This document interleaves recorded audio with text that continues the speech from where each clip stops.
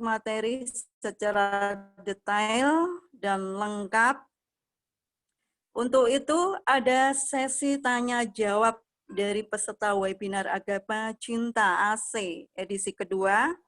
Tentunya banyak yang penasaran mungkin ya. Apa sih, pengen tanya apa saja, silahkan dipersilahkan. Nanti para narasumber bisa menjawab. Halo. Rahim Akil dari Pinrang, Sulawesi Selatan. Oke, ya silakan masuk. Sebentar. Terima kasih saya ucapkan kepada para narasumber yang telah memaparkan tentang tema tadi. Untuk itu saya persilahkan ada sesi tanya jawab dari peserta webinar kepada para narasumber. Nanti para narasumber bisa menjawab dalam satu lead, di waktu kasih jawaban 5 menit. Per narasumber 5 menit. Dan untuk itu saya berikan kesempatan untuk para peserta webinar untuk 5 penanya. Dan tentunya sebutkan nama, Rahim aktivis. Akil. Halo. Halo, Rahim Akil dari Sulawesi Selatan, Kabupaten Pinrang. Rahim Akil. Iya. Rahim Akil, Pinrang, Sulawesi Selatan. Iya. Oke, masuk. Sebentar, Bapak. Iya. Halo, untuk penyebut, masih ulangi, maaf. Untuk 5 penanya, saya berikan kesempatan untuk 5 penanya. Sebutkan nama, aktivis, dan kota mana, berasal dari kota mana. Dipersilahkan untuk 5 penanya dari peserta webinar tema Agama Cinta AC. Tema teologi toleransi yang telah menyampaikan, tentang Bhinneka Tunggal Ika hanya sebatas simbol apabila kita tidak memahami dan mengamalkan trilogi Pancasila, trilogi toleransi. Dipersilahkan untuk 5 penanya. Penanya pertama. Halo?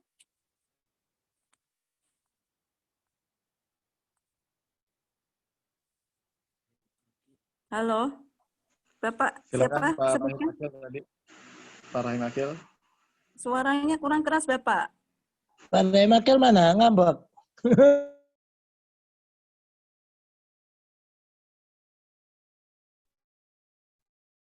Kali. Bang Jari dulu ke? Oh iya, Bang Jari silakan. Oke, baik. Assalamualaikum warahmatullahi wabarakatuh. Semoga hari ini kita semua selalu dalam keadaan sehat, dalam lindungan Tuhan yang Maha Kuasa dengan situasi apapun. Insya Allah, amin. Hanya sedikit yang ingin saya pertanyakan, bahwa Pancasila sampai saat ini bagi saya itu derajatnya sudah turun. Kita harus mengembalikan Pancasila ke asal mulanya. Karena Pancasila adalah bagaikan satu rumah gede, di dalamnya berbagai macam kamar, berbagai macam bunga.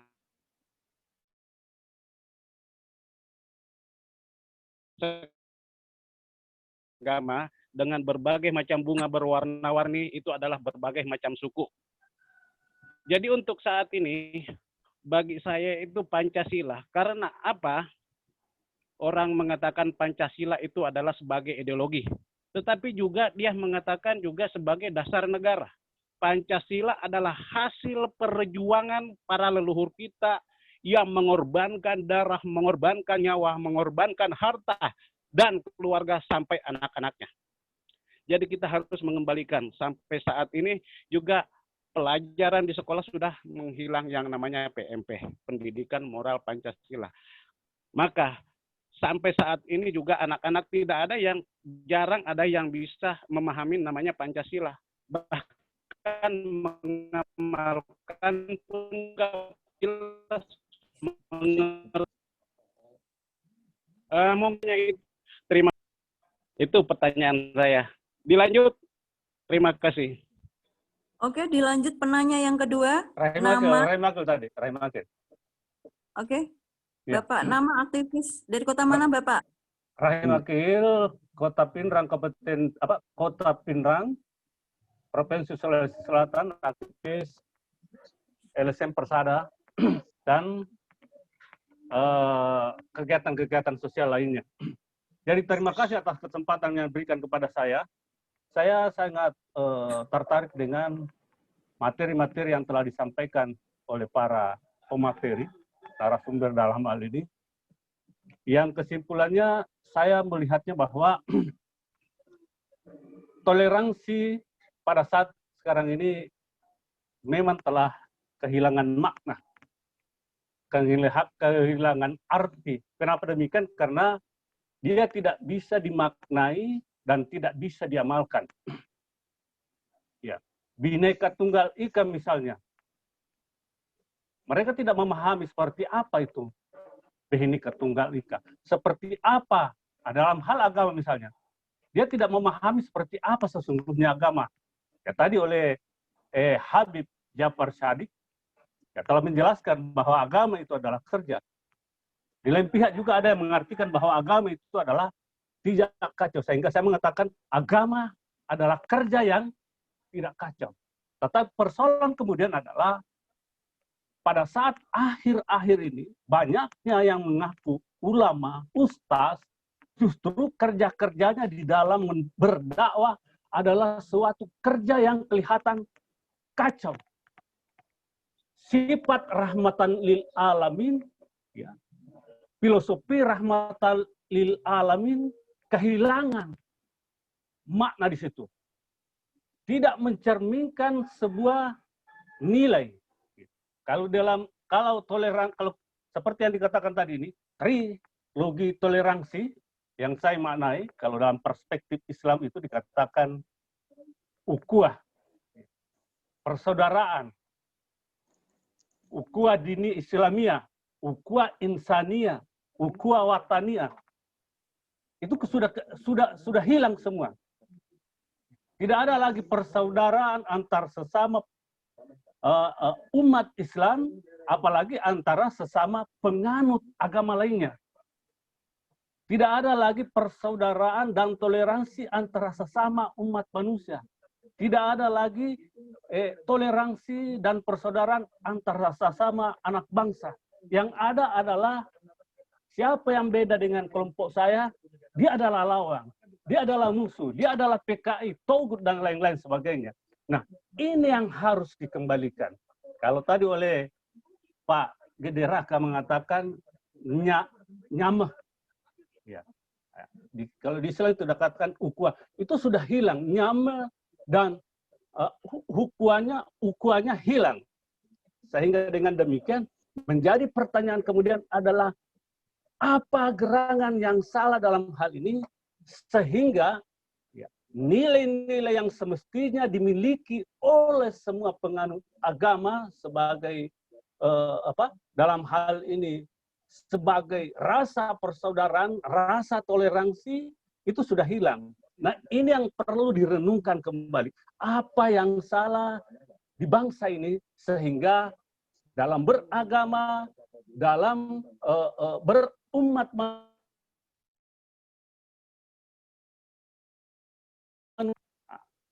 ini yang perlu direnungkan dan menjadi bahan buat kita semua, baik penganut agama maupun yang merasa dirinya sebagai manusia dan sebagai anak bangsa. Nah, oleh sebab itulah saya mengajak kepada kita semua ya, menyuarakan kembali persatuan dan kesatuan di antara kita sesama anak bangsa ini. Sehingga dengan demikian mari kita melakukan hal-hal yang seperti tadi katakan oleh Pak Jafar Shadiq, malu kita melakukan kerja-kerja yang bisa menumbuh kembangkan kembali rasa persaudaraan tersebut. Jadi seperti itu barangkali moderator yang saya sampaikan pada saat ini. Terima kasih. Dilanjut. Assalamualaikum warahmatullahi wabarakatuh.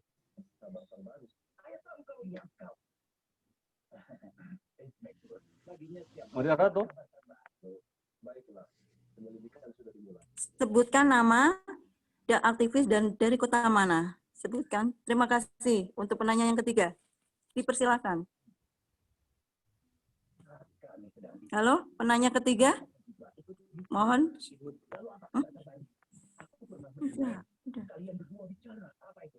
Penanya ketiga. Halo, suaranya. Kang Monggo Cecep. siapa yang mau nanya? Kang Cecep. Kang Cecep monggo Pak Kang Cecep. Penanya ketiga, Kang Cecep tadi. sebutkan nama, aktivis, dan kota mana? Tadi silakan. Bagi para audiens yang ingin bertanya, kami persilakan.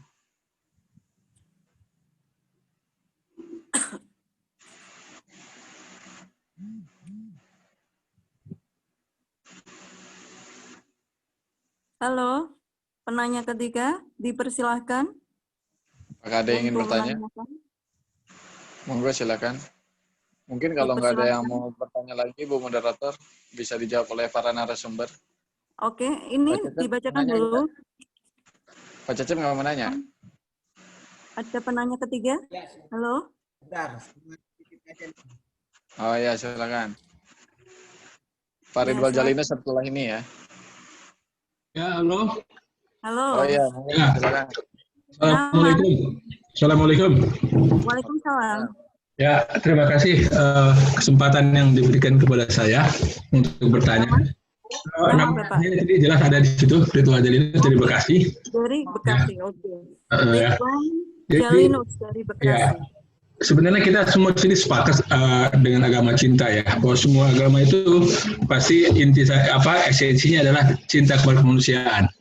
Yang paling tinggi dan yang paling harus ditempatkan yang paling tinggi adalah kemanusiaannya. Barangkali mungkin orang yang sosialis pun begitu walaupun dia agnostis nggak beragama. Nah, cuma ini akhir-akhir ini ada gejala yang memecah belah bangsa ini kemungkinannya ya ke depannya. Ini karena ada pengaruh ideologi transnasional, terutama dari Timur Tengah. Yang menurut pengamatan saya sih ini hanya ada settingan dari luar yang memang sengaja ingin memecah belah bangsa yang dianggap akan mengganggu kepentingannya. Kalau kita lihat kan misalnya di Timur Tengah itu hancur adalah orang-orang yang bertentangan dengan imperialis seperti misalnya Libya, Suriah, Irak. Tapi kalau yang nggak bertentangan dengan imperialis seperti misalnya Arab Saudi, Uni Emirat Arab, Bahrain segala macam itu aman-aman aja. Nah barangkali Indonesia ini adalah salah satu bangsa yang mengganggu kepentingannya di Indonesia, kepentingan imperialis di Indonesia, sehingga alatnya adalah ini macam-macam model. Terus terang saya ngomong HTI kayak itulah yang utama, yang ingin menggantikan. Ya sebenarnya dia kan pusatnya di Inggris itu kan, di sini dia hanya menempatkan di sini kata amir-amirnya yang ingin mengganggu. Nah, saya sih nggak ingin bertele-tele dalam hal konsep karena intinya sama, kita ini agama cinta itu adalah yang tertinggi dari kemanusiaan. Walaupun kita berbeda agama, tapi yang paling tertinggi adalah ciptaan Tuhan adalah manusia itu sendiri. Nah, bagaimana menghadapi orang-orang yang mengacaukan itu? Kalau saya sih secara pribadi karena saya sebagai Muslim. Ya saya lihat yang paling konsisten pada kelompok Muslim adalah NU. Sehingga saya ingin memperkuat NU walaupun selama ini saya bukanlah orang yang orang yang berdasarkan dari kultur pesantren, tapi saya lihat yang paling konsisten dari agama Islam adalah orang NU. Sehingga saya ingin justru nyebur di NU itu. Dan kebetulan di sini ada Gus Solah yang dari NU ya. Bahkan saya ingin walaupun sudah berumur, saya ingin masuk dengan Banser itu. Karena saya nggak mau lagi berteori-teori yang segala macam ini, nggak mau lagi. Karena ini ancaman udah nyata menurut saya. Makanya saya pengen mempunyai kartu anggota NU, kartu anggota Banser, punya seragam Banser walaupun saya sudah berumur. Bagi saya nggak mau lagi berteori-teori yang ini. Teori-teori bagi saya udah sama aja lah.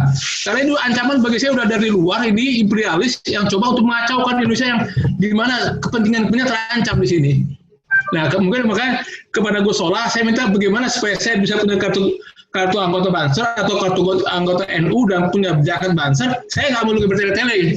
Bagi saya karena inti semua sama, agama cinta, agama kemanusiaan. Tuhan menjadikan manusia sebagai makhluk paling ciptaan, paling unggul, paling sempurna yang harus diutamakan. Terlepas dia berbeda agamanya. Pada titik awal, titik di bawah kita mungkin berbeda. Ibaratnya kerucut itu gunung. Pada titik di bawah kita berbeda, ada dari utara, barat, timur, selatan segala macam. Tapi kalau sudah sampai pada puncaknya semua titik sama, ketemu pada titik, yaitu kemanusiaan yang tinggi di situ. Nah, saya jadi nggak mau lagi berteori. Saya ingin bergabung dengan NU, punya kartu NU. Kalau perlu saya gabung dengan Banser. Ini nyata, masalahnya saya udah nyata, bukan lagi berteori lagi saya. Ya itu aja saya pikir mungkin Gus Solah yang bisa menjawabnya. Terima kasih. Terima kasih Bapak Ridwan Jalinus dari Bekasi.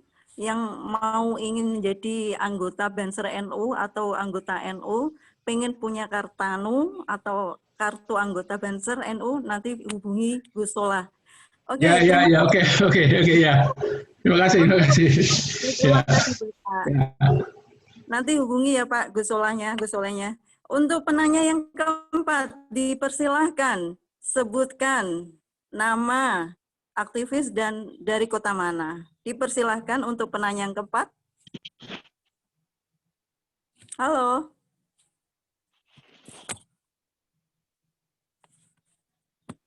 Ya, ada Selamat Kang sore. Cecep. Halo. Selamat sore.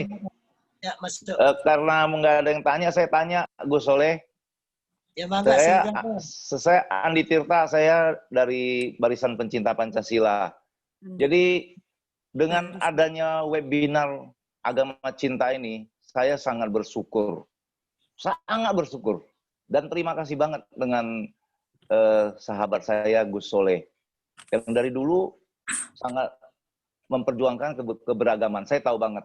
Kemudian juga dengan Habib Jafar ya. Nah tadi pembicaraan kawan-kawan narasumber saya dengar semuanya sama, semuanya itu setuju bahwa Indonesia tercinta ini membutuhkan satu agama yang penuh cinta. Agama cinta itu agama yang punya welas asih, yang saling mencintai sesama, walaupun beda agama, beda suku, beda warna kulit. Nah sekarang ini negara kita sedang porak-poranda ini. Yang disebutkan oleh Bapak yang terakhir tadi, itu betul. Memang ada apalah, politis lah itu. Ada politis, ada pihak ketiga yang mengacaukan, ditambah dengan yang itu, yang katanya dari Timur Tengah itu. Tetapi seperti yang disebutkan oleh Habib Jafar, itu hanya minoritas, sedikit, sekelompok kecil aja. Sementara yang silent majority ini akan berpihak pada agama cinta, saya yakin. Buktinya webinar yang kedua kali, edisi kedua ini, semua sama. Semua sama, pembicaranya semua setuju bahwa kita butuh agama cinta. Nah sekarang masalahnya adalah bagaimana mengkonkretkan webinar-webinar yang ini dibawa ke dunia nyata. Seperti yang diusulkan oleh pendeta tadi. Bawa surat ke Jokowi. Gus Soleh itu kan dekat dengan orang istana. Beliau bisa karena beliau tuh memang pejuang keberagaman dan sama-sama relawan Jokowi. Saya yakin pemerintah udah tahu masalah ini. Ya. Jadi Pancasila menjamin, Undang-Undang Dasar menjamin semua manusia Indonesia berhak punya rumah ibadah, bebas menganut agama yang ada di negeri ini. Tetapi kenapa ada yang mengacaukan? Agama itu kan tidak kacau. Nah ini masalah adalah supremasi hukum.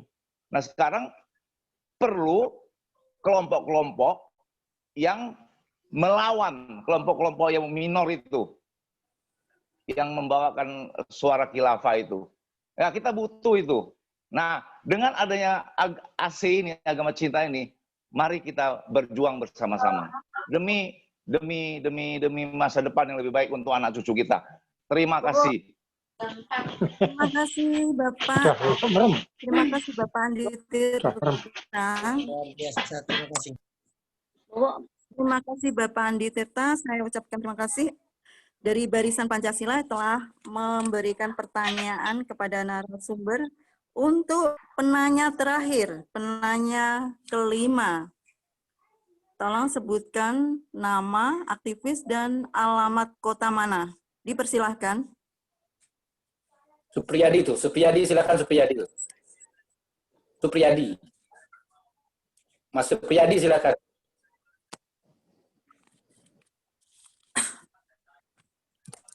Ya, Mas Supriyadi, suaranya nggak ada Mas Supriyadi. Monggo silakan yang ingin bertanya. Mas Supriyadi, Supriyandi Adi, silakan.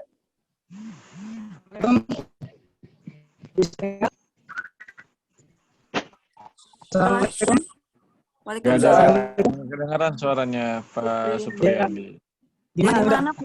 Dari mana Bapak? Kota mana? Dari Sulawesi Barat. Jepara? Sulawesi Barat. Oh, Sulawesi Barat. Nama Supriyadi dari Sulawesi Barat. Udah boleh lanjut. Oke, pertanyaannya Bapak apa? Pertanyaannya begini ya. Saya katakan bahwa sebetulnya saya menyoroti khususnya toleransi intra religi ya. Saya melihat ada sejak awal kemerdekaan itu sudah ada pertarungan antara tiga masa. Pak, suaranya kurang jelas. Halo? Pak Supriyandi, suaranya kurang jelas. Halo, sudah jelas? Gimana? Ya, bisa ditangkap. Suaranya monggo. Bapak, suaranya kurang jelas. Coba jangan pakai headset deh. Coba dengan Papua, bisa? Halo, Jangan pakai headset, Pak. Ya, silakan. Pak Medi dari Papua, bisa? halo. Ya, silakan. Yang Papua, Pak Supriyadi suaranya hilang, nggak jelas. Ya, Pak Medi silakan. Oke, terima kasih host, moderator, terima kasih atas kesempatan yang diberikan kepada kami. Salam sejahtera untuk kita semua. Masih 17 Ya, salam Agustus. sejahtera. Merdeka. Ya, dari Pak Medi, Serui, Papua. Merdeka. Gini, Merdeka. perbedaan ini adalah Jadi, suatu Paulus. keniscayaan begitu. Kalau kita sama daerah, maka kita beda agama. Kalau kita satu agama, maka kita lain daerah. Kita satu negara, maka kita lain agama, kita lain daerah. Yang mempersatukan itu kita bisa tahu bahwa kalau kamu lain agama, kamu lain daerah, maka kita bersatu karena negara. Kalau kamu lain agama, kita bersatu karena daerah. Itu keniscayaan yang diciptakan Tuhan. Bahkan untuk dunia yang negaranya berperang, pasti mereka akan bersatu karena agama. Kalau tidak bersatu karena agama, pasti mereka bersatu karena satu negara. Yang lainnya kenal. Nah, di sini saya mau tanyakan, kenapa sampai Indonesia begitu ya? Kayak mau dipecahkan dengan agama, padahal sebenarnya kita satu Indonesia. Apakah ini ada seperti rencana yang besar yang untuk menghancurkan Indonesia? Sebab dulunya kita bisa berbeda karena daerah.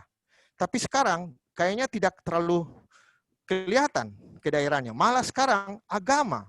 Kayaknya ada satu planning untuk tidak tahu dari mana ini. Itu yang kami tanyakan. Dan tadi pendapat praktis saya sebagai orang awam. Salam sejahtera untuk kita semua. Merdeka, sekali merdeka, tetap merdeka. Merdeka. Terima kasih Bapak Medi F. Terima Paulus kasih, Pak dari Medi. Serui, Papua yang telah Dari Papua. menanyakannya. Terima kasih. Baik, saya akan membacakan. Ini sudah cukup 5 aja ya Bapak ya.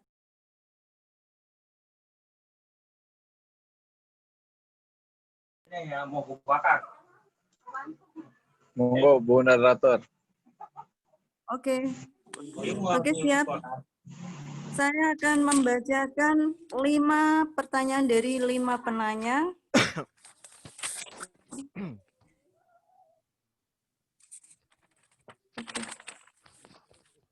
Yang satu nama dari Bapak siapa ya tadi? Bapak Wong. Penanya pertama Bapak Wong tentang apa ini? Derajatnya sekarang sudah turun. Kita harus mengembalikan kejayaan Pancasila. Sebab Pancasila sebagai ideologi bangsa. Untuk pertanyaan yang kedua dari Bapak Rahim Akil dari Sulawesi Selatan tentang toleransi. Toleransi sekarang sudah kehilangan makna. Banyak sekali masyarakat luas belum memahami apa arti dari Bhinneka Tunggal Ika. Filosofi rahmatan lil alamin sampai kehilangan maknanya sampai sini. Sudah tidak ada lagi toleransi di antara kita semua. Siapa yang beda berarti musuh kita. Apa yang salah dalam hal ini? Sehingga dalam beragama bisa saling toleransi. Untuk pertanyaan dari penanya yang ketiga, dari Bapak Ridwan Jalinus dari Bekasi. akhir-akhir ini ada pengaruh ideologi transnasional dari Timur Tengah yang sepertinya ingin memecah belah persatuan Indonesia. Bagaimana cara menangkal orang-orang yang membawa paham ideologis transnasional itu? Ini ditujukan kepada pertanyaan kepada Gus Soleh dan pengen menjadi anggota Banser NU dan anggota NU. Untuk penanya yang keempat, dari Bapak Andi Tirta dari Barisan Pancasila, yaitu pertanyaannya adalah semua setuju jika Indonesia membutuhkan memang dalam kondisi porak-poranda. Untuk itu Beb Jafar yang memberi jawaban untuk dari kaum minoritas ini. Dan pertanyaan yang terakhir dari penanya kelima dari Bapak Medi F. Paulus Seroi, Papua. Salam merdeka Bapak. Kenapa Indonesia ingin sekali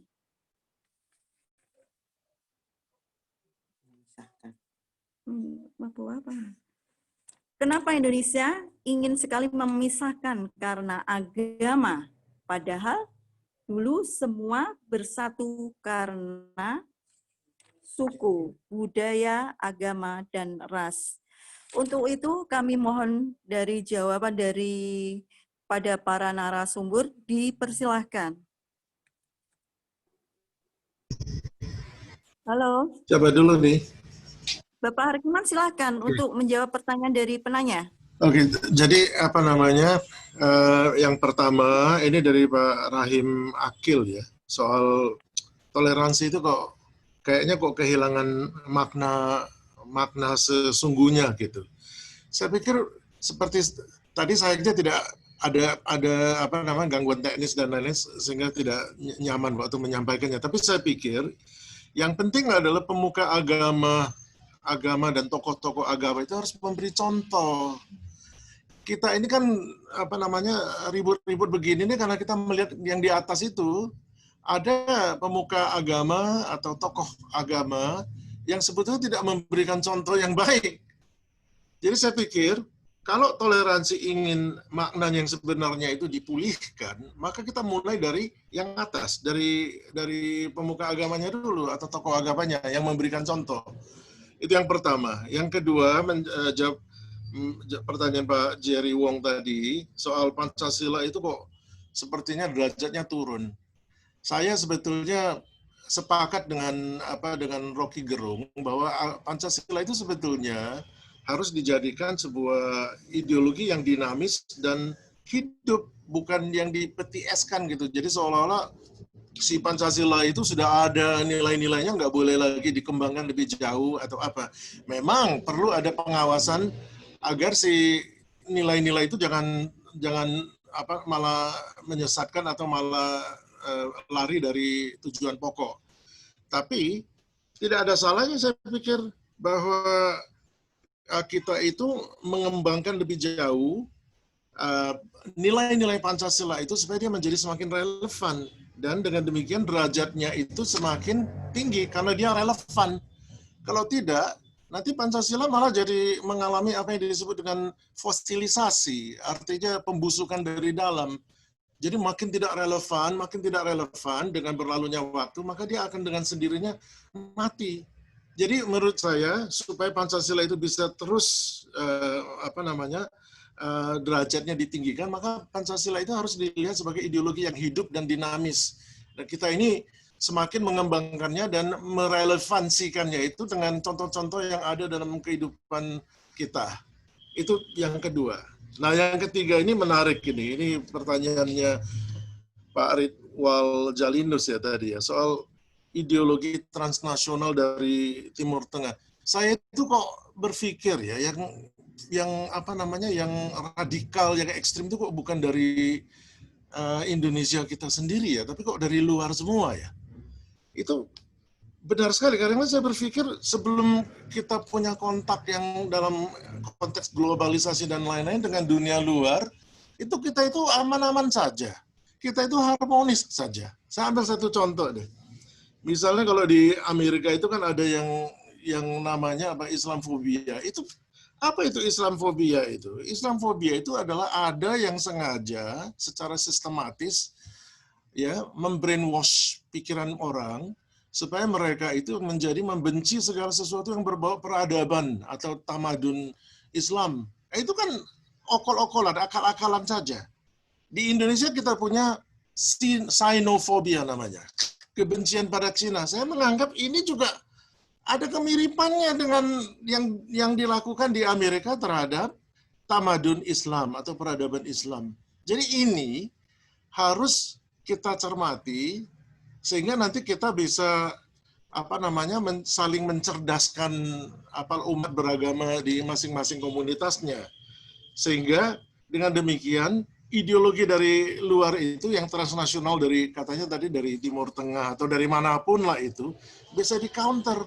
Wong tadi kan ada penyaji dari mana yang mengatakan itu Hindu dengan Buddha di zaman dinasti Jawa dulu itu bisa berkoeksistensi dengan damai. Masuknya Islam ke tanah Jawa juga dengan cara-cara yang damai. Kita nggak punya track record radikalisme, ekstremisme itu sama sekali mengejutkan kita semua karena kita menganggap loh ini dari mana ini? Ini bukan dari kita sendiri, ini dari luar. Dan ini pentingnya, saya pikir kita merapatkan barisan dan sekalian menjawab pertanyaan nomor 4 dari bos saya ini sebetulnya, ketum Santala soal the silent majority itu. Saya setuju, sepakat sekali bahwa sebetulnya selama ini semuanya terjadi demikian saja seolah-olah sesukanya lah si kelompok-kelompok radikal, ekstremis dan lain-lain karena kita ini sebagai the silent majority itu kita diam. Nah, makanya saya itu sangat salut sekali dan sangat setuju sekali dengan Gus Soleh. Memang sudah waktunya the silent majority itu ya kita ini semua jangan diam lagi, minimal ada reaksi, minimal ada yang mengatakan stop. Kalau ini dibiarkan terus kecenderungan yang sangat mengkhawatirkan kita ini dibiarkan berkembang terus begitu, nanti mau dibawa kemana NKRI kita ini? Jadi sudah saatnya memang the silent majority itu harus diaktifkan. Kita ini semua harus bangun. Jangan diem saja seolah-olah membiarkan ini semua.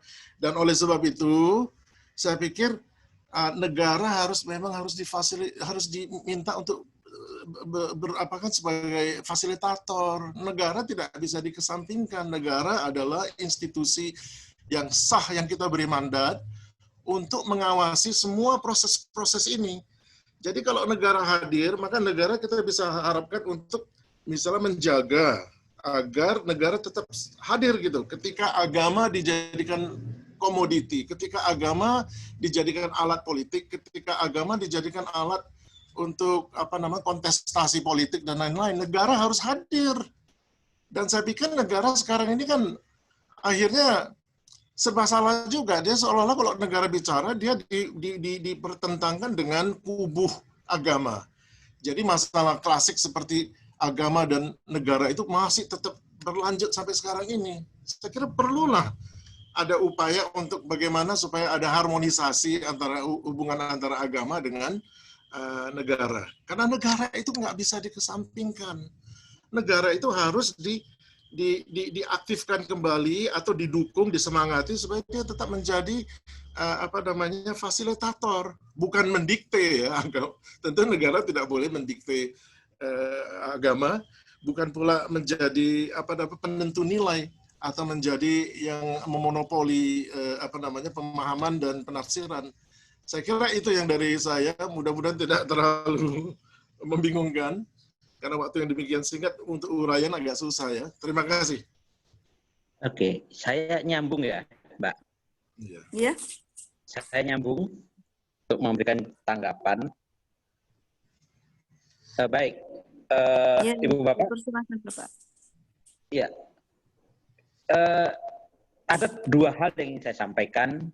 Pertama, ketika Laksamana Maeda itu dengan janji samurai mengatakan kepada Hatta dan Soekarno atau Soekarno dan Hatta, ya sudah, merdekakan Indonesia, Bung Karno sebagai raja dan Hatta sebagai Perdana Menteri. Lalu Soekarno bicara kepada Laksamana Maeda, saya minta izin untuk bicara empat mata dengan Hatta. Itu nuansa kesedihan kelihatan sekali ketika Hatta bertanya kepada Bung Karno, Bung, Indonesia dari Sabang sampai Merauke dengan keberagaman yang luar biasa, bahasa ratusan, pulau ribuan, adat istiadat dan kearifan lokal bermacam-macam. Apakah kita sanggup menjadi pemimpin atau memimpin mereka semuanya? Soekarno dengan optimis mengatakan, ya mampu. Lalu Hatta kembali menekankan kembali, yakinkah Bung Karno kita bisa memimpin secara adil mereka semuanya? Soekarno dengan lagi-lagi dengan semangat yang heroik dia mengatakan yakin karena kita punya Pancasila. Nah kalau gitu apa sebenarnya Pancasila itu? Pancasila oleh Soekarno disebut sebagai filosofi Grundslag atau disebut juga dengan Weltanschauung, pandangan hidup. Sebuah pandangan ideal tentang dunia macam apa yang ingin diwujudkan oleh Indonesia itu. Oleh karena itu dia menyebut Pancasila, sila yang kelima itu kan ketuhanan yang berkebudayaan. Ketuhanan yang tidak dipenuhi dengan egosentris lokalitas, ketuhanan yang tidak mendiskriminasi agama lain, dan ketuhanan yang tidak mau menang sendiri. Itu kata kunci dari kenapa kita harus melihat Pancasila secara umum. Tapi kemudian itu semuanya kan tidak bisa hanya dilihat sebagai idealisme dan cita-cita yang besar, dan itu butuh diturunkan menjadi sebuah wacana kerja. Jadi bukan hanya konsep yang mengawang-awang, bukan hanya konsep yang tinggi, abstrak, tapi itu butuh turun. Untuk menurunkan itu, sebenarnya ada banyak studi. Misalnya hari ini di UGM itu ada studi hubungan agama, negara, dan civil society. Hubungan agama, negara, dan civil society. Ada banyak tawaran lagi di situ sebenarnya. Bagaimana intinya, negara itu berposisi netral, itu penting. Netral dalam pengertian, dia tidak boleh menyatakan bahwa paham ini benar atau paham ini salah. Karena itu bukan domain negara. Negara harus hanya menjadi wasit. Dia hanya untuk menjalankan regulasi, sekaligus kita beri amanat untuk membuat regulasi, undang-undang atau peraturan, yang peraturan itu pun harus berangkat dari kepentingan seluruh anak bangsa ini. Kalau tidak, ya tentunya akan ada diskriminasi-diskriminasi. Apalagi misalnya, kasus negara ikut menjas satu kelompok keyakinan itu salah. Atau kelompok keyakinan B itu sesat. Nah itu susah, keliru. Misalnya, Ahmadiyah itu sesat. Atau ada lagi kelompok yang mempengaruhi bahwa negara harus mengatakan bahwa Syiah itu sesat. Itu sebaliknya, Sunni sesat dan sebagainya. Itu bukan domain negara. Itu namanya kalau dalam istilah HAM disebut sebagai forum internum. Negara jangan masuk ke wilayah forum internum itu. Tugas negara terhadap forum internum sifatnya hanya to respect atau hanya menghormati saja. Yang kedua, negara harus ada to protect sebagai bentuk netralitas itu. Apa itu to protect? Melindungi kelompok-kelompok yang terdiskriminasi, melindungi kelompok-kelompok yang terkriminalisasi, melindungi kelompok-kelompok dari praktek-praktek intoleran. Jadi, agama cinta itu sifatnya masih abstrak. Kita setuju dengan itu semuanya, tapi bagaimana itu dibumikan? Salah satu cara membumikan adalah netralitas negara itu. Terakhir, saya ingin mengutip satu pendapat dari Hans Kung, salah satu tokoh teolog Katolik yang kenamaan. Dia adalah salah satu bidan yang mendukung lahirnya Konsili Vatikan II. Dia mengatakan gini, tidak ada perdamaian antar bangsa tanpa ada perdamaian antar agama. Tidak ada perdamaian antar agama tanpa ada dialog yang substansi. Maka dia membagi dialog itu menjadi 4.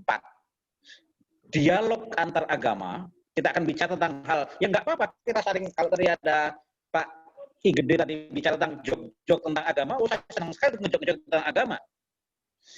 Yang kedua, kita bicara tentang dialog karya. Kita harus bekerja sama, dan itu butuh agama cinta itu. Nah, kalau menengok misalnya ini, takut makanan yang dimasak oleh orang Kristen karena takut piringnya atau kualinya belum dicuci 7 kali, salah satunya pakai tanah, takut ke sana. Nah, itu gimana kita akan mewujudkan agama cinta? Atau kita takut masakan orang yang non-Islam karena takut belum terlabelisasi halal. Nah, itu juga harus dijelas dengan itu. Berikutnya adalah dialog teologi. Lah, kita kan belum cukup berani bicara tentang teologi. Bagaimana memaknai Trinitas, bagaimana kita memaknai Trimurti, bagaimana kita mengatakan bahwa ada dalam teologi Katolik itu atau Kristen pada umumnya menyebutkan Yesus 100% ilahi dan 100% manusia. Kita belum sampai ke sana. Itulah, tunggulah sampai bangsa ini betul-betul cukup cerdas. Dan akhirnya pada era yang majemuk ini sebaiknya kita tidak mengajak manusia masuk surga dalam pemikiran kita, tetapi adalah bagaimana mengajak mereka berbicara, mengajak mereka berdialog, mengajak mereka untuk sama-sama memecahkan problem kebangsaan yang kian rumit ini. Bahwa ada isu transnasional itu benar. Bahwa ada isu yang disebut sebagai perang kosmik itu juga benar. Bahwa ada teori konspirasi itu benar. Tetapi sesungguhnya di mana-mana itu mengejala. Tetapi sebagai sebuah bangsa yang besar ini adalah bagaimana kita bangsa Indonesia itu bisa saling bekerja sama, dan itu real, bukan hanya kita sama setuju dengan Islam cinta atau agama cinta dan sebagainya, tapi bagaimana itu negara juga hadir di sana membuat regulasi supaya Islam agama cinta itu terwujud. Salah satunya tata kelola keberagaman itu harus jelas. Terima kasih. Terima kasih. Terima kasih Bapak Sudarto AGMA yang telah memberi jawaban kepada penanya. Untuk selanjutnya, narasumber yang selanjutnya yang siap menjawab. Oke, saya boleh. Saya boleh. Ya, Pak Gede. Moderator. Ya. Oh ya, silakan Bapak. Ikut daerahkan. Ini menarik sekali ini jawaban dari Pak Firman sama Pak Toto ya tadi. Saya ingin mencoba menjawab dari pertanyaan Pak Jerry Wong bahwa derajat Pancasila sudah turun, maka kita harus mengembalikan. Saya sepakat. Halo? Ya.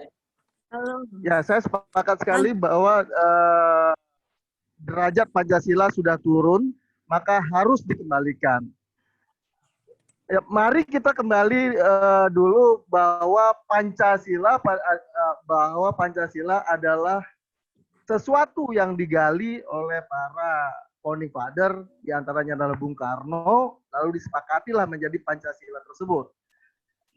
Artinya Pancasila sesungguhnya umurnya bukan 70 sekian tahun lamanya, bukan sekedar 100 tahun umurnya sejak dari sekarang atau sejak kemerdekaan sampai sekarang, tetapi Pancasila sesungguhnya lahir sejak manusia Indonesia sebelum bernama Indonesia, sebelum barangkali bernama Nusantara, itu sudah ada, dan Bung Karno dan kawan-kawan menggalinya, mengumpulkannya, jadilah disarikan sebagai Pancasila. Dan ketika Pancasila itu ada, kan pada akhirnya banyak juga yang berbeda. Ada revolusi rakyat di mana-mana untuk mempertahankan Pancasila. Nah, sekarang kita memang sedang mengalami, boleh katakan serangan baru lah, neokolonialisme terhadap Pancasila, yang sesungguhnya dasar kita, pengikat kita. Nah, saya berpikir bahwa barangkali kita sudah perlu membuat semacam kesepakatan-kesepakatan seperti apa yang dilakukan oleh founding fathers dulu. Katakanlah dimulai oleh agama cinta ini, gitu loh. Untuk apa? Untuk kalau memang Pancasila dirasa lemah oleh sebagian dari saudara-saudara kita, katakanlah demikian. Mari kita sama-sama dari berbagai agama, kepercayaan, berjuang untuk memahkotai Pancasila ini dengan penguatan-penguatan, apakah itu berupa dalil-dalil masing-masing agama, argumentasi-argumentasi, termasuk juga amalan-amalan dari masing-masing agama, sehingga menyatakan atau menegaskan atau menguatkan bahwa Pancasila adalah sesuatu yang valid, sebuah kesepakatan yang memang valid untuk terus kita perjuangkan, untuk terus kita lanjutkan sampai kapanpun. Begitu. Jadi kalau dulu ada revolusi untuk melawan Belanda penjajah yang anti Pancasila karena terlalu berbahaya, sekarang mari kita berevolusi lagi gitu loh untuk mempertahankan Pancasila ini. Katakanlah kita sebut revolusi rakyat cinta Pancasila. Pemimpinnya adalah agama cinta ini. Ya, yang di depan Gus Soleh lah. Yang di depan. Saya setuju. Kira-kira seperti itu. Ini memang harus ada sebuah simbol gitu. Harus ada simbol yang menunjukkan bahwa kita tetap loh dengan Pancasila. Kita tetap loh sesuai dengan kesepakatan para pendiri kita, pendiri bangsa ini, dan seterusnya dan seterusnya. Kira-kira demikian. Makasih. Oke, terima kasih Bapak Igede Reka Subawa, diucapkan terima kasih atas jawaban dari pertanyaan penanya tadi. Untuk selanjutnya jawaban dari narasumber selanjutnya, dipersilakan Bapak. Saya boleh saya lanjutkan? Oh, silakan Bapak. Ya, monggo. Baik. Saya setuju, tapi saya ingin mencoba memahami bahwa kenapa pertanyaannya kenapa toleransi kita hari ini menurun begitu ya. Saya melihat kenapa menurun itu karena selama ini kita terjebak dengan nomenklatur pada tek-tek. Bahwa kemudian kita tidak merasa self of loving dan self of belonging, rasa memiliki dan mencintai itu tidak ada. Jadi disinilah sebenarnya peran para guru, para pendai, para tokoh-tokoh agama sebenarnya bagaimana kita memberikan pemahaman nilai. Jadi antara dasain dengan dasolennya itu harus, kita hari ini kan terjebak dengan dasolennya tapi tidak ada nilai-nilainya. Jadi ini yang hari ini kita lupa. Nah, jadi menurut saya bahwa intoleransi itu menurun karena mungkin ada faktor tadi, faktor misalnya ada shadow kelompok dari luar itu yang sebenarnya bukan itu, tapi kerapuhan kita dalam memahami tentang sebuah ideologi itu. Jadi termasuk agama. Kenapa hari ini terjadi pertengkaran di dalam agama? Karena orang justru terjebak dengan wilayah pertengkarannya pada tek-tek tadi, pada soal syariah, pada soal muamalah kan. Antara Sunni dengan Syiah misalnya, ya, itu masih kalau di Syiah tidak sedekap, di Sunni sedekap, itu bertengkarnya. Jadi sesungguhnya kita tidak memahami bagaimana esensi agama itu. Nah, begitu juga dengan tentang ideologi ini. Saya pengalaman di Aceh ya. Saya 23 tahun sebagai jurnalis konflik, jurnalis perang. Antara dulu perang Aceh GAM itu sesungguhnya itu bukan perang agama, tapi karena adalah ketidakpuasan terhadap kebijakan pemerintah pusat ketika Orde Baru. Jadi dulu di Aceh dari dulu itu tidak ada urusan, tidak ada masalah dengan agama. Orang Buddha di situ di Klenteng Cina itu sangat akrab, dan saya banyak berteman dengan orang dari Kristiani, bahkan kami diskusi sama-sama. Mungkin Habib Tafar juga sering ikut dalam diskusi kami di balai-balai saya itu banyak, bukan hanya orang Islam tapi orang Nasrani, ada yang dari Buddha. Jadi tidak ada masalah dulu, tidak ada hal-hal yang krusial. Tapi hari ini kenapa? Karena tadi mungkin kita berkata ada kelompok minoritas yang sangat ganas. Yang kedua itu persoalan metode dakwah kita.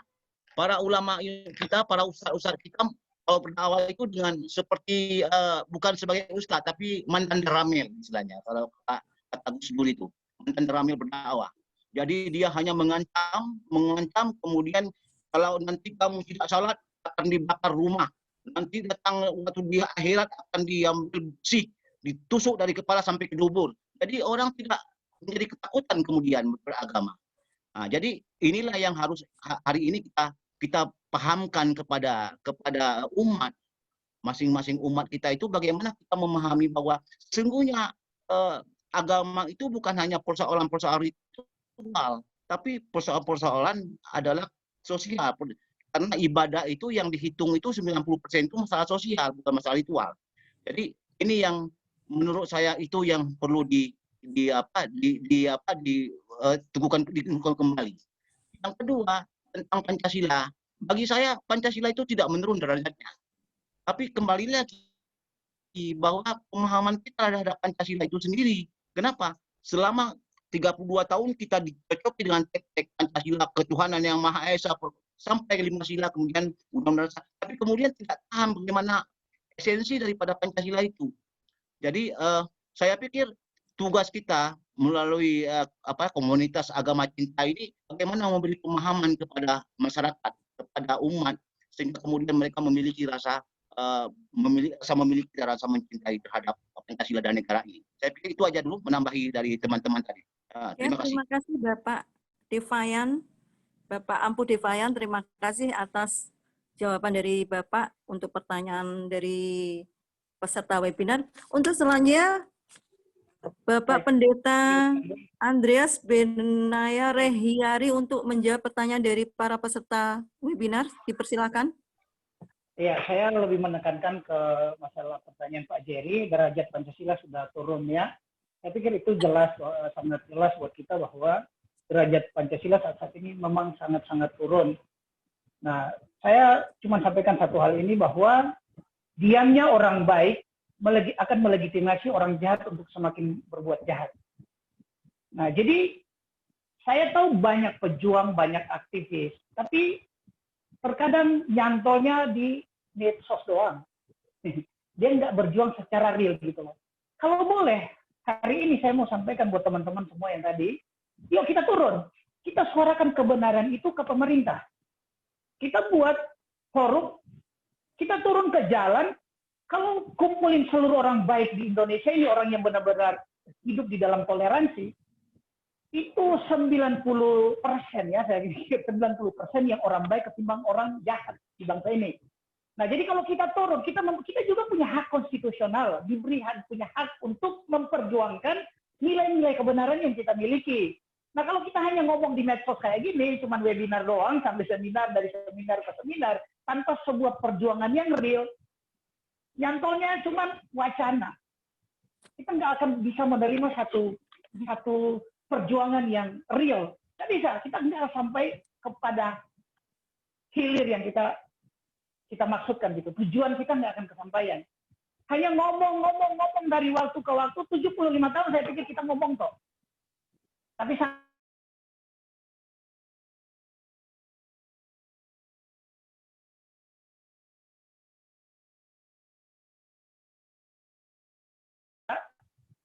ini aktivis.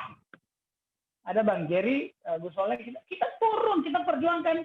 Saat itu, waktu Ahok masuk penjara, mohon maaf sedikit review gitu ya, itu kita pejuang. Saya waktu itu bikin forum Indonesia Timur Bersatu.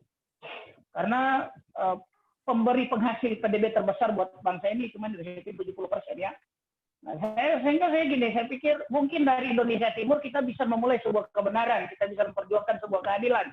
Ternyata kodowai, semua pada diam gitu kan. Nah, jadi yang saya mau ajak kita sekalian hari ini. Dapat menteri, Pak Pendeta. Ya, nggak dapat menteri Indonesia Timur. Nggak apa-apa, itu urusan Pak Jokowi kan, hak prerogatif Pak Jokowi. Nanti saya yang nunjuk. Jadi lanjut sedikit ya, Bang Jerry lanjut ya. Terus setelah kita buat ini, saya buat satu organisasi namanya Timur Indonesia Bersatu dengan teman-teman dengan berharap kita Indonesia Timur bersatu untuk memperjuangkan keadilan buat bangsa ini. Saya mau bilang lagi bahwa Pancasila ini memang ditemukan di Timur Indonesia, tapi diperjuangkan, dijaga oleh orang Timur juga. Di Pulau Endelah, Kupang, Flores di daerah Kupang, Pak Soekarno itu, Pak Presiden pertama itu menemukan, dapat inspirasi tentang Pancasila ini. Tapi tahun 1945, tanggal 11 Juli itu kan, waktu mau dirubah Pancasila menjadi Piagam Jakarta. Itu Mr. Latuhar Hadi, Gubernur Maluku pertama, dia datang ke Pak Presiden. Dia bilang, Bapak, kalau ini dikabulkan, berarti Pancasila, Piagam Jakarta kalau dikabulkan, dilegalkan, berarti kami akan keluar dari NKRI. Saya pikir hal-hal kayak gini ini perlu ketegasan juga buat pemerintah untuk bagaimana dia mendeteksi, dia tegas terhadap intoleran yang sementara bercokol di bangsa ini. Kalau kita yang berbuat tegas, melakukan tindakan tegas, konsekuensinya kan hukum, pelanggaran hukum. Tapi kalau pemerintah dalam hari ini aparat yang punya legalitas sungguh untuk menegakkan keadilan hukum dan kebenaran itu, seandainya mereka dengan wewenang mereka untuk melakukan tindakan tegas sesuai dengan undang-undang dasar yang kita miliki, ya saya percaya bahwa negara ini akan kembali. Pancasila itu akan menjadi kokoh, kuat kembali. Itu yang penting buat kita semua. Jadi, yuk, saya ajak teman-teman semua di forum ini, mari kita sama-sama bersatu, jangan ngomong kok. Kita buat omongan ini jadi sebuah kenyataan. Terima kasih. Terima kasih kepada Bapak Pendeta. Ayo, siapa takut? Yang jelas Indonesia itu hanya milik Indonesia tanah air beta, bukan Indonesia untuk Jakarta. Ya, untuk semua Pak, Indonesia untuk semua, dari Sabang sampai Merauke Bapak. Untuk selanjutnya, dari narasumber terakhir memberi jawaban kepada para peserta webinar, yaitu kepada Al-Habib Ja'far Shodiq bin Yahya. Dipersilahkan. Al-Habib, dipersilahkan untuk menjawab pertanyaan dari peserta. Baik. Iya. Terima kasih Bu Moderator. Nanti, ya sebentar Bapak. Sekaligus nanti memberikan closing statement untuk para narasumber 2 menit. Waktu durasi 2 menit. Silakan. Baik ya. Saya justru malah menyimak dari Pak Sidarta, Pak Mas Toto, biar lebih mudah ya panggil Mas aja ya, Sidarta. Beliau ini perlu kita ketahui, beliau ini udah berapa kali dihack gitu. Beliau baru berteman sekarang, tapi dari dulu saya sudah memantau. Karena beliau itu membela kaum minoritas, makanya sering sekali saya salah paham. Saya pikir beliau Katolik gitu. Tapi itulah, saya senang sekali menyimak itu. Kemudian juga saya sepakat dengan apa yang disampaikan oleh abang guru saya di Aceh, yaitu Bang Ampuh Devayan. Pada intinya memang kita sepakat semuanya bahwa mudah-mudahan Gus Soleh tidak berhenti di wacana. Mungkin ini adalah cara Gus Soleh untuk merakit ya. Beliau sedang merakit kita agar kita setelah sama-sama saling merekat, lalu sama-sama naik rakit yang sama, lalu kita sama-sama meroket. Nah itu mungkin caranya Gus Soleh gitu. Baik, seperti yang disampaikan oleh Mas Toto tadi bahwa perlu adanya dialog-dialog yang lebih intens lagi intra kalangan agamawan, rohaniawan dan para ulama. Juga perlu mensosialisasikan baik itu kepada agama lain maupun kepada agamanya sendiri tentang tafsiran-tafsiran yang benar. Dan bahkan mungkin di kalangan-kalangan Muslim sendiri itu masih banyak yang mengira bahwa masih mudah mengkafirkan orang lain karena tafsiran-tafsiran yang kaku.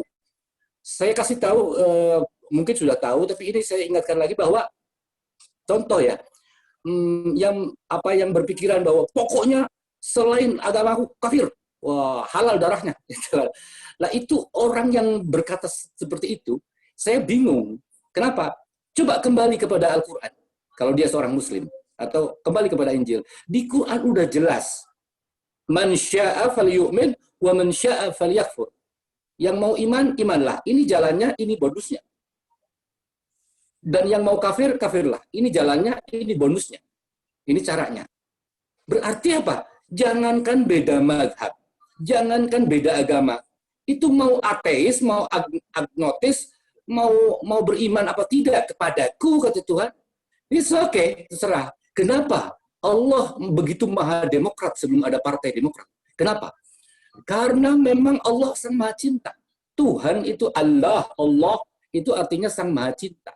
Dan tidak mau memaksa, ya cinta kok memaksa. Makanya sang maha cinta berbisik kepada kita semuanya bahwa man syaa falyu'min wa man syaa falyakfur. Ya wis karepmu. Kalau memang cinta kepadaku ya ayo iki carane. Gitu kan? Ini caranya. Kalau memang enggak ya udah, ini akibatnya. Sudah, hanya seperti itu. Nah, ini harus dipahamkan supaya jangan ada lagi yang saling memaksa atau mengklaim paling suci sendiri, paling benar sendiri, paling maksud surga sendiri. Surga sudah dikapling-kapling gitu. Kemudian pahamkan juga kepada mereka bahwasanya di Quran itu ada loh ayatnya ini jarang sekali oleh kaum intoleran, jarang digaungkan.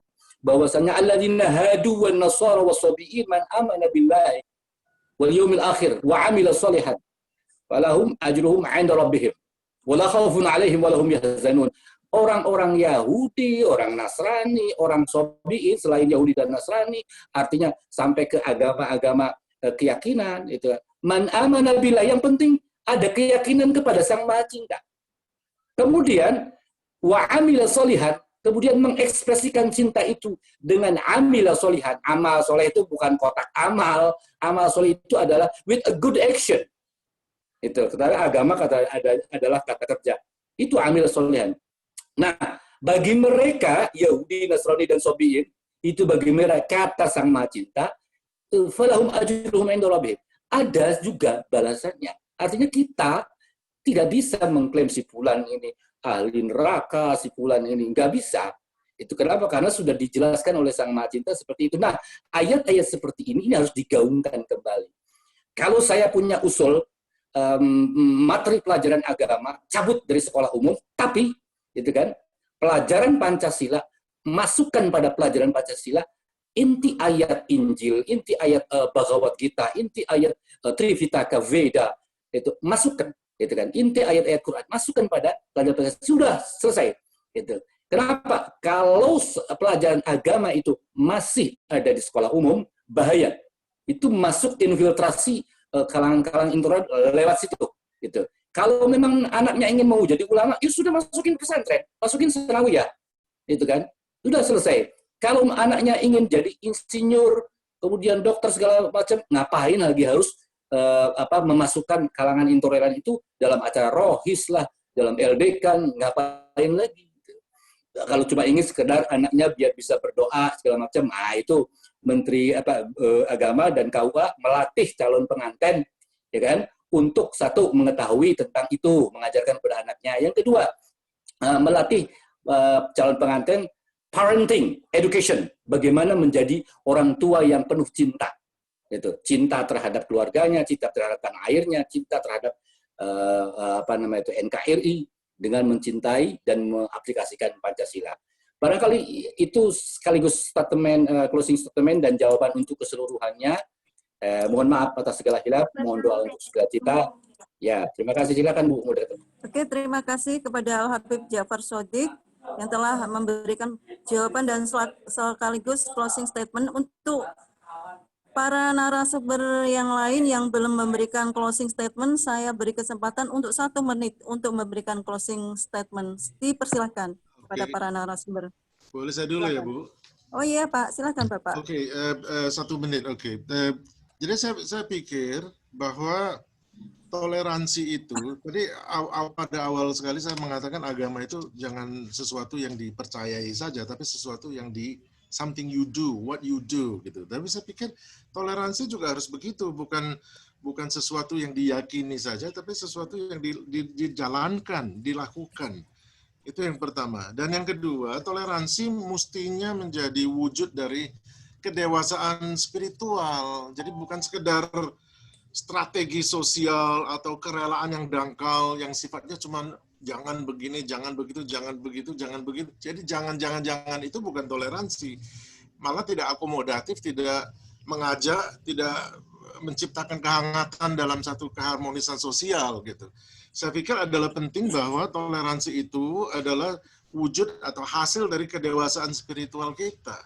Kemudian yang ketiga, the silent majority itu, kita ini semua, itu harus jadi pressure group, kalau bukan jadi agent of change. Jadi pressure group, kita berperan secara real. Contoh yang paling sederhana adalah memberikan contoh. Wong memerangi narkoba aja kita sama-sama kan. Jadi makanya waktu memerangi intoleransi dan macam-macam itu ya harus bersama-sama. Jadi say no to drug, say no to intoleransi, mestinya begitu.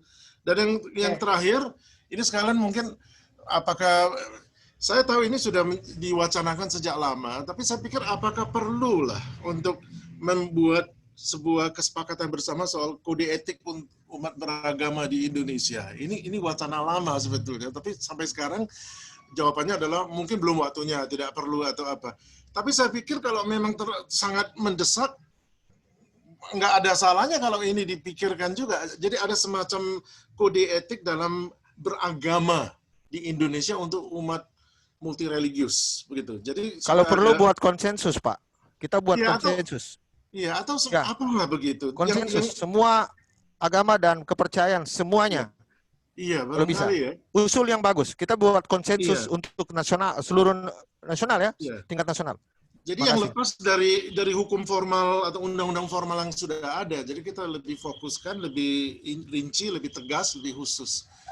Saya tidak tahu, tapi ini cuma tiba-tiba muncul dalam pikiran. Saya pikir perlu saya suarakan. Terima kasih Bu, terima kasih. Iya, sama-sama Bapak, Bapak Ardiman. Selanjutnya narasumber selanjutnya. Oke, untuk baik. memberikan closing statement 1 menit. Ya, saya ya. Silakan Bapak Devayan. Saya ingin mengatakan bahwa kita tidak berada pada ruang yang kosong. Kita dikitari oleh berbagai nasir dan elemen yang saling kadang berbeda, berbenturan, bahkan bertabrakan.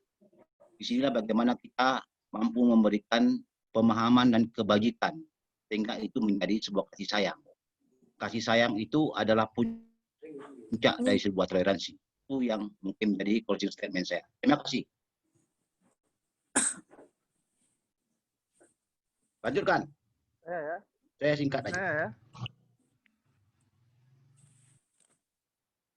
Siapa? Boleh saya, Bu? Oh, silakan Bapak. Moderator. Bapak Igu Raka, dipersilakan.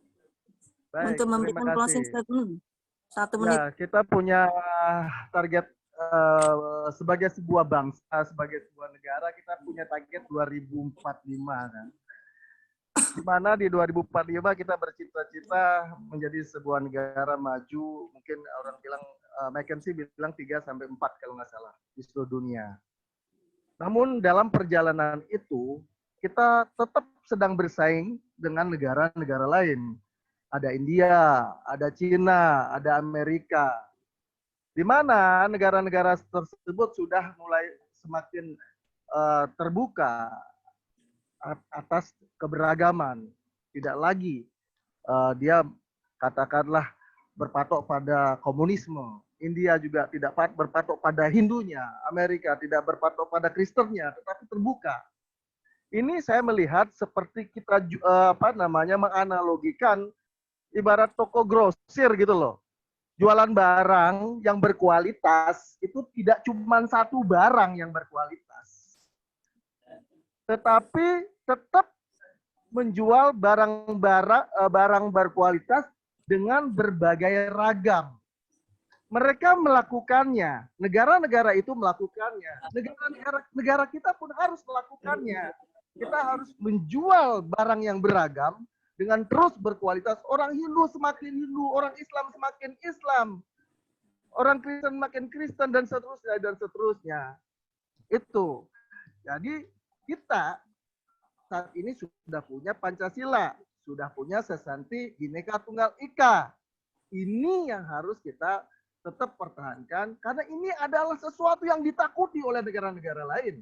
Dan jika kita kalah dengan kaum-kaum intoleran yang hanya ingin menjual satu barang meskipun dia katakan seberkualitas apapun, terlebih kita tahu dia adalah kropos, itu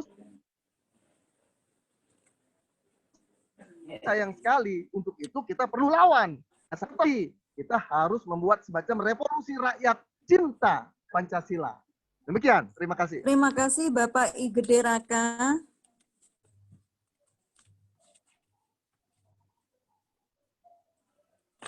Untuk selanjutnya, I Gede Raka Subawa, maaf ya Bapak, aku langkah tadi.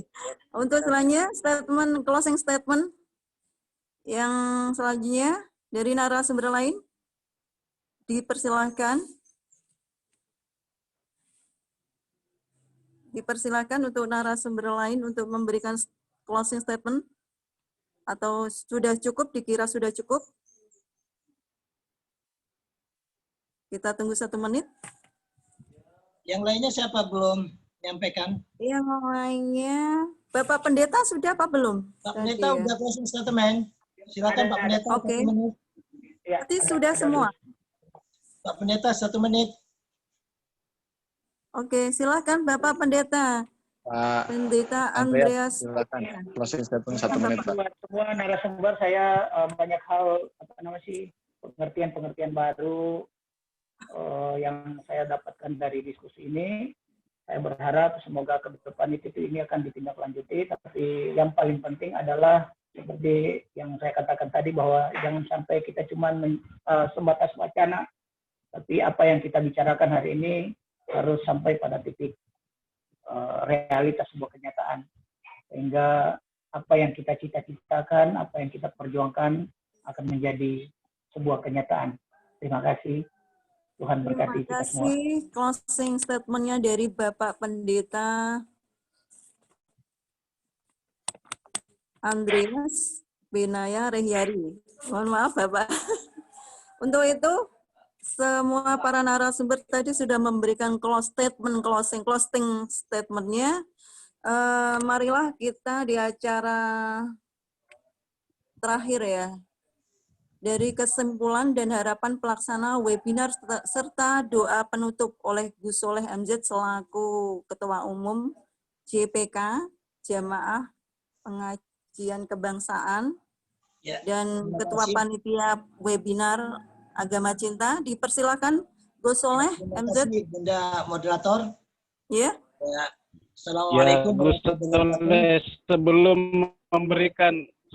memberikan ceramahnya Gus Soleh, itu foto-foto dulu ya, jangan keluar dulu. Ya, kami ucapkan terima kasih kepada narasumber yang sangat luar biasa semuanya ini. Nah, dengan bergumul dan berkumpul, menjadikan diri kita akan semakin sempurna. Bahwa ilmu, kebesaran Allah, kebesaran Tuhan Yang Maha Esa, itu tidak dititipkan kepada satu orang, tetapi kepada seluruh manusia yang ada di muka bumi ini. Dengan bergumul semacam ini, kami melihat betapa hebatnya, betapa luar biasanya anak-anak bangsa ini, yang memiliki pemikiran-pemikiran yang begitu hebat terhadap cinta kasihnya terhadap bangsa dan negara ini. Akan tetapi, karena kurangnya kita silaturahim, sehingga kelompok-kelompok yang mencintai bangsa ini, baik di media sosial maupun pergerakan, banyak dikalahkan seperti dikatakan oleh narasumber tadi, yaitu oleh kelompok hanya minoritas, yaitu kelompok-kelompok yang hendak merusak bangsa ini. Ini sangat menarik apa yang disampaikan oleh para moderator semuanya. Ya, terima kasih kepada Pak Didi, Pak Toto Sudarto yang sangat luar biasa, kepada Bapak Harkiman, pada Pak Ampu Devayan ya dari pojoknya Aceh ini, Habib Ja'far, saudara saya, I Gede Raka ya, pejuang Jokowi bareng sama Gus ini bertahun-tahun yang lalu, apalagi Bapak Pendeta Andreas ini ya, dulurku meskipun berbeda tapi kita mesra ya, tumpengan bareng ya, acara deklarasi Maluku for Jokowi ya, Kiai yang disuruh, Gus yang disuruh berdoa ya, luar biasa. Indah Indonesia ini tidak kita temukan di negara lain. Hidung saya, kulit saya mungkin berbeda dengan Pak Andreas, dengan Pak Raka ya, tapi kita tetap satu Indonesia ya. Kelompok-kelompok para pecinta bangsa, para orang yang punya cinta ini kalau kita bisa bersatu ya, baik di media sosial maupun di darat, maka akan dapat mengalahkan kelompok yang hanya kecil sekali ya, yang mana hendak mengubah bangsa ini dari NKRI dan Pancasila. Yang mana seperti dikatakan oleh para narasumber tadi, mereka ini adalah kelompok-kelompok ya yang bertopengkan agama. Coba kita lihat, Gus sebagai orang Islam merasa sedih, bahkan juga merasa malu. Seperti yang disampaikan oleh Sayyid Muhammad Abduh, al-Islamu mahjubun bil muslimin. Al-Islam, agama Islam, mahjubun, hancur, rusak, tertutup. Ya, bukan ulah siapa-siapa, tapi ulahnya umat Islam sendiri. Bagaimana di Timur Tengah dihancur leburkannya di beberapa negara, ya, lebih dari 3. Ada Yaman, ya, ada Libya, ada Suriah, dan juga Irak, ya, dan Iran juga sebelumnya. Nah, ini mereka bertikai sesama sukunya, sesama anak negaranya, dan sesatu agama. Karena apa ini semua terjadi? Karena proxy war, ya, dia diadu domba oleh kelompok yang lain. Yang satu diangkat, ya, yang satu dipersenjatai, kan gitu. Yang satu diadu domba, sehingga tercerai-berai. Seperti yang dikatakan oleh narasumber tadi, semuanya ini karena kepentingan pihak luar, khususnya pihak kapitalis, terhadap pemimpin yang ada saat itu tidak pro kepada mereka. Dan mereka memahami agamanya secara tekstual, bukan kontekstual. Sehingga mudah sekali diadu domba, lahirlah kelompok-kelompok yang seakan-akan merasa dirinya paling benar. Yang lainnya adalah salah, yang lainnya kafir, yang lainnya adalah musuh Tuhan. Inilah yang mereka gunakan untuk menghancurkan negeri itu. Dan saat ini sangat gencar pasca reformasi ini.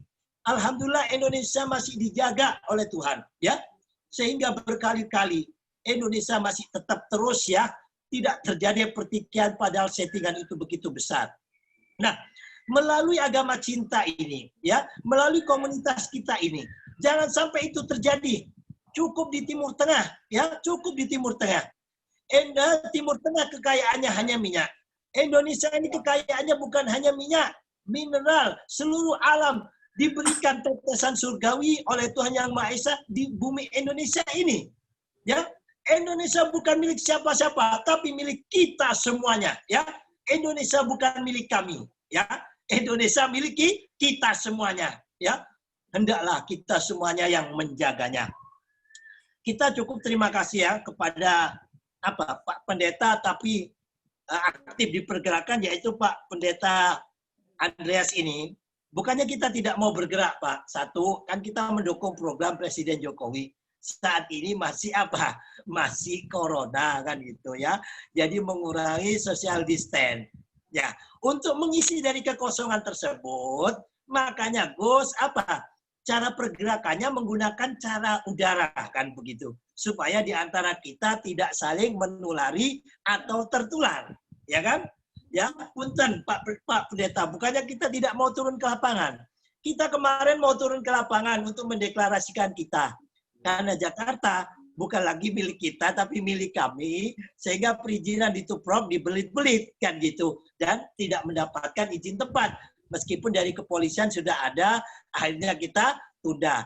Jadi sabar, ya Pak Pendeta. Jadi kita satukan pemikiran, kristalkan dulu di webinar ini, ya. Kapan saatnya kita akan bergerak? Insya Allah kita tunggu perintah dari yang atas, kan gitu. Kalau Tuhan yang memakai, maka semuanya akan indah. Nah, di sini Pancasila menurun, kan gitu. Seperti apa yang ditanyakan dan juga dijawab oleh beberapa narasumber, ditanyakan oleh saudara kita Mr. Jerry Wong ini, ya, yang ganteng ini, ya. Pasca waktu Orde Baru, Pancasila memang digiatkan. Tetapi di akhir kepemimpinannya, Pancasila ini dipolitisasi, ya, menangkap orang dengan bahasa Pancasila, ya, mengebiri daripada demokrasi dengan bahasa Pancasila. Sehingga masyarakat Indonesia, khususnya para aktivis, muak dengan Orde Baru yang dikit-dikit menggunakan Pancasila dan kuningisasi. Sehingga di saat reformasi, Orde Baru ditumbangkan, Pancasila ini bisa dikatakan hampir tidak dianggap. Bahkan justru yang menyuarakan Pancasila dianggap pro Orde Baru. Disinilah daripada dekadensi Pancasila ini menurun. Dan pemerintah khususnya yang istilahnya wakil-wakil rakyat kita yang menjabat di atas tidak mengembalikan dan menyempurnakan Pancasila ini pada jati dirinya. Justru apa? Pancasila ini diabaikan. Dan di situ lahirlah di saat almarhum Taufik Kemas, tapi sebatas pada 4 pilar bangsa. Tidak mengena, padahal Pancasila bukan pilar. Pancasila adalah ideologi dan dasar negara kita. Dan alhamdulillah di zaman Pak Jokowi ya, ini ada BPIP, Badan Pembinaan Ideologi Pancasila ya. Akan tetapi ada kekhilafan daripada teman-teman di parlemen. Sehingga apa? Membuat rancangan undang-undang kok terlalu multitafsir sehingga timbul pro kontra, sehingga sampai saat ini Pancasila yang seharusnya menjadi penguat ideologi bangsa kita ya, seperti Indonesia banyak narkoba maka negara melahirkan BNN. Indonesia banyak teroris, negara melahirkan apa? BNPT. Begitu juga Pancasila kita degradasi ya. Ini perlu untuk apa? Memperkuat Pancasila kita agar seperti kata Bang Raka tadi ya, negara-negara ini pada apa? Sudah menjadi pasar terbuka. Tetapi kalau karakter buding bangsa ini tidak kita perkuat, dengan kuatnya arus transformasi, arus keterbukaan, tanpa kekuatan karakter buding, maka hancurlah bangsa kita seperti apa? Rusia yang asalnya komunis kena glasnost tercerai-berai menjadi 15 negara. Yugoslavia tercerai-berai menjadi 5 negara. Ini jangan terjadi. Makanya melalui bahasa cinta ini, melalui agama cinta ini ya, kita dorong pemerintah agar segera mengesahkan ya undang-undang untuk Pancasila kita. Nggak tahu namanya undang-undang BPIP ataupun apa. Yang penting Pancasila harus diperkuat, dan Pancasila dengan Pancasila atau badan yang ada di Pancasila ini benar-benar bisa mencegah bila perlu memberantas ideologi-ideologi, isme-isme yang merusak nilai-nilai kebangsaan kita. Dan yang terakhir apa yang disampaikan oleh Pak Harkiman juga ya, bagaimana refleksi kita ya. Di dalam Islam mengajarkan Islam, iman, dan ihsan. Ihsannya ini ya, Pak Harkiman ya, ini yang kurang dilakukan oleh umat beragama. Kita berislam ya, kebetulan Gus lahir alhamdulillah perocot dari orang tua Islam. Sehingga lahirlah saya sebagai Islam. Pak Harkiman mungkin demikian, terakhirlah Hindu. Begitu juga Pak Andreas kan gitu, terakhirlah menjadi Kristen. Ya. Tapi kita belum beriman. Dengan mencari ilmu, sehingga kita beriman. Oh inilah Islam, oh inilah Tuhan saya.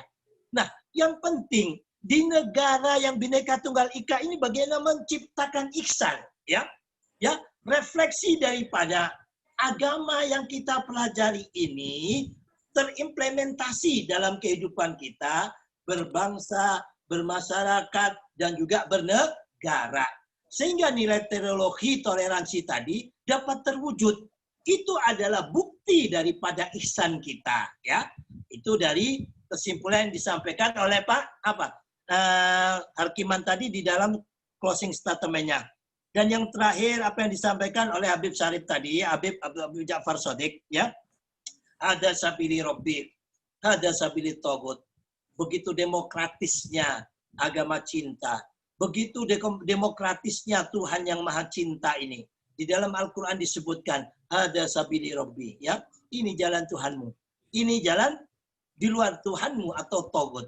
Faman sa'a fal yu'min, faman sa'a fal yakfur. Barang siapa berkehendak, silahkan. Engkau iman kepadaku, kata Allah, Allah tidak memaksa. Kalian sholat, kalian tidak menyembahku. Aku tetap Tuhan. Dan kalian juga tetap hamba. Kan begitu. Faman sa'a fal yakfur. Barang siapa berkehendak, silakan kalian ingkar. Ingat, ya, kalau sampai ada pemaksaan seseorang terhadap agama lain, ya, menutup gereja, menutup tempat ibadah, subhanallah. Nabi Muhammad itu dipelihara, ya. Nabi Muhammad itu dibesarkan oleh pamannya, ya. Itu dalam keadaan belum bersyahadat. Waktu dituntun bersyahadat, ya, itu tidak bisa sampai Nabi Muhammad ini sedih, ya. Maka turunlah, ya, di dalam ayat kursi, ya, di dalam hadis kursi, innaka, ya, di dalam Al-Quran itu hadis kursi, ya, lupa Gus, ya, innaka la tahdi, di dalam Al-Quran, innaka la tahdi man ahbabta, walakin Allah yahdi liman yasha. Innaka, kata Tuhan Sang Maha Pencipta, sesungguhnya engkau, hai Muhammad, tidak bisa memaksakan petunjuk sampai kepada orang yang kau cintai sekalipun. Akan tetapi petunjuk dan hidayah itu milikku semata. Bahwa untuk apa kalau kita memahami agama memaksakan terhadap agama lain, apalagi menutup tempat-tempat ibadah, ya? Yang layak seandainya ada kelompok ormas yang mengatasnamakan agama, menutup tempat pelacuran atau menutup panti pijat, itu masih masuk akal.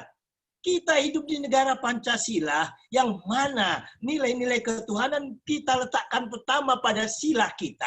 Kok ada orang bikin tempat ibadah, ya? Itu dilarang. Bahkan ada tempat ibadah yang dirusak, ya. Ini sering terjadi, ya. Dan itu semuanya, Pak Andreas, ya. Kami bekerja sama dengan teman-teman yang ada di Jawa Timur itu, ya. Nah, ini kalau mau bikin gereja, jamaahnya udah cukup. Nah, itu tokoh agama, itu yang dipanggil, ya. Tokoh agama sekitar. Diajak. Kalau perlu borongan gerejanya atau cari tempatnya, nah itu diajak. Bila perlu, ya kan, tanahnya atau miliknya tokoh setempat, kan gitu loh.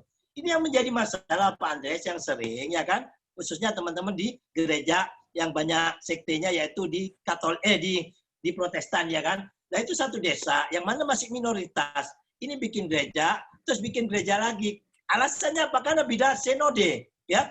Akhirnya kita bantu untuk salah satu, bukan gitu. Ternyata sinode yang lainnya ini yang nggak mau. Justru sinode yang lainnya ini memprovokasi masyarakat. Akhirnya kita bingung juga. Ini karena tidak memiliki bahasa cinta atau agama cinta. Ini masalah kita semuanya, PR kita bersama, ya. Tapi saya setuju dengan Pak Andreas tadi, ya. Kalau kita saling, nah, bahasa saling ini bagus, ya. Saling silaturahim, saling bertegur sapa, saling kerjasama, apalagi bidang ekonomi yang real, kan begitu. Maka akan timbul rasa saling cinta ini, ya. Karena apa? Can know, can love. Tak kenal maka tak sayang, ya. Yayasan Pondok Kasih itu yayasan Kristen. Kalau mengadakan Natal, kalau mengadakan Paskah, ya, Gus bisa mendatangkan 200 lebih kiai-kiai untuk hadir. Kalau nggak percaya, tanyakan di Yayasan Pondok Kasih, ya. Itu Gus yang memperkasai, ya. Bahkan menghadirkan juga ribuan santri hadir di perayaan Natal, ya. Cuman Gus sampaikan, ya. Satu, karena kita harus bertoleransi, jamin bahwa ini masakan halal 100%, kan begitu, ya. Jadi ada, ya, masakan halal 100%. Nah, di sana kita hadir di dalam perayaannya saja, bukan di tempat waktu ibadahnya, kan begitu. Diundang, namanya juga perayaan, diundang makan-makan. Jadi apa? Cinta kasih itu ada. Teman-teman pendeta, nikahan anaknya, saling mengundang kiai. Ada yang ulang tahun, kan gitu, Gus diundang. Nah, dengan sering tegur sapa, sering silaturahim begini, sehingga tidak ada perbedaan di antara kita. Mudah-mudahan dengan cintalah yang bisa menjadikan kita Indonesia yang luar biasa ini benar-benar menjadi negara yang luar biasa. Jangan sampai, ya, kita diberikan berkat yang luar biasa oleh Tuhan dengan kekayaan alam, ya. Sepanjang mata kita memandang hijau royo-royo dari Sabang sampai Merauke, kita ada harta kekayaan alam yang terpendam. Jangan sampai karena kebodohan kita diadu domba sehingga negara kita kaya raya tapi masyarakatnya miskin. Ini jangan sampai terjadi. Mari kita bangkit bersama dengan bahasa cinta, dengan agama cinta. Kita satukan membangun bangsa ini dengan cinta. Hanya dengan cinta kasihlah berkat urapan rahmat dari Tuhan Yang Maha Esa akan diberkati kepada seluruh warga negara Indonesia. Sehingga cita-cita luhur pendiri bangsa ini yaitu terwujudnya keadilan sosial bagi seluruh rakyat Indonesia tanpa diskriminasi sara dapat terwujud. Demikian dari kami, salam agama cinta. Mari sama-sama kita tebarkan cinta dan kasih kita kepada semua umat manusia. Kita sama-sama lawan hate speech, ya, hoax, dan juga narasi-narasi kebencian yang memecah belah bangsa kita. Damailah Indonesiaku, jayalah negeriku, sejahteralah warga negara Indonesia semuanya. Akhirul kalam billahi taufik wal hidayah wal ridha wal inayah. Assalamualaikum warahmatullahi wabarakatuh. Salam Pancasila merdeka. Doa Gus Soleh. Mari kita Doa, sama-sama tutup dengan doa ya. Semoga yang beragama lain silakan berdoa sesuai dengan keyakinannya. Yang beragama Islam mari berdoa sama Gus. Bismillahirrahmanirrahim. Allahumma lakal hamdu syukran. Ya Allah, ya Tuhan kami. Segala puja dan pujiannya milik-Mu ya Allah. Segala keagungan hanya keagungan-Mu. Segala kemuliaan hanya kemuliaan-Mu. Kami hanya hamba-Mu ya Allah. Kami hanya ciptaan-Mu. Tiada daya dan upaya yang kami miliki kecuali kekuatan dari-Mu. Ya Allah, ya Tuhan kami bersyukur ya Allah telah Kau berikan Indonesia sebagai negara yang kaya akan alamnya ya Allah. Keindahan suku, keberagaman budaya, adat istiadat dapat dipersatukan oleh founding father pendiri bangsa ini pada satu kesatuan Indonesia. Ini semuanya tanpa campur tangan-Mu tidak akan mungkin terjadi ya Allah. Peliharalah dan jagalah Indonesia kami ini ya Allah. Jangan sampai dipecah belah oleh sekelompok kecil orang yang nafsu murka daripada kekuasaan hendak mencerai-beraikan kita semuanya. Jagalah Indonesia kami ya Allah. Jagalah Indonesia kami ya Allah. Jangan sampai terpecah belah menjadi cerita seperti raja-raja besar yang ada di Nusantara yang dulu seperti Sriwijaya atau Brawijaya ini ya Allah. Jagalah Indonesia sampai yaumil kiamah ya Allah. Jagalah Presiden kami Pak Jokowi dan Kiai Haji Ma'ruf Amin ya Allah. Supaya bisa membawa kami semuanya menuju kesejahteraan Indonesia sesuai cita-cita luhur yang ada dalam Pancasila. Yaitu keadilan sosial bagi seluruh rakyat Indonesia. Ya Allah ya Tuhan kami yang membolak-balikan hati. Bolak-balikan hati orang yang benci kepada bangsa ini menjadi cinta ya Allah. Yang dengki menjadi mau berpikir untuk bangsa ini ya Allah. Satukan hati kami dan hati saudara-saudara kami se-Indonesia ini ya Allah. Untuk semuanya memiliki hubbul watan minal iman. Dan menjaga warisan yang telah diberikan oleh leluhur kami. Yaitu 4 pilar bangsa ini ya Allah. Ya Allah ya Tuhan kami, inilah doa dan munajat kami. Jadikanlah negeri kami Indonesia negeri yang baldatun tayyibatun wa rabbun ghafur, negeri yang gemah ripah, lo Cinawi, murah sandang, murah pangan, murah papan, gemah ripah ya Allah, gemah ripah, murah sandang dan pangan. Rabbana atina fid dunya hasanah, fil akhirati hasanah wa qina adzabannar, wa akhiru da'watina alhamdulillahi rabbil alamin. Terima kasih. Assalamualaikum warahmatullahi wabarakatuh. Ya, terima kasih Pak Gus Soleh yang telah memberikan paparan penutupan dan sekaligus doa untuk webinar Agama Cinta tema yang kedua. Untuk itu saya sebagai moderator, saya Nur Hikmatul Ulia SPDI sebagai moderator webinar Agama Cinta sesi kedua, edisi kedua dengan tema Bhinneka Tunggal Ika. Hanya sebatas simbol apabila kita tidak memahami dan mengamalkan trilogi toleransi. Saya sebagai moderator apabila ada kekhilafan dan kesalahan dan ucap dan sikap, saya mohon maaf yang sebesar-besarnya. Saya undur diri, akhirul kalam. Wallahu muwaffiq ila aqwamit thoriq. Wassalamualaikum warahmatullahi wabarakatuh. Salam merdeka. Merdeka. Terima kasih Bunda. Sama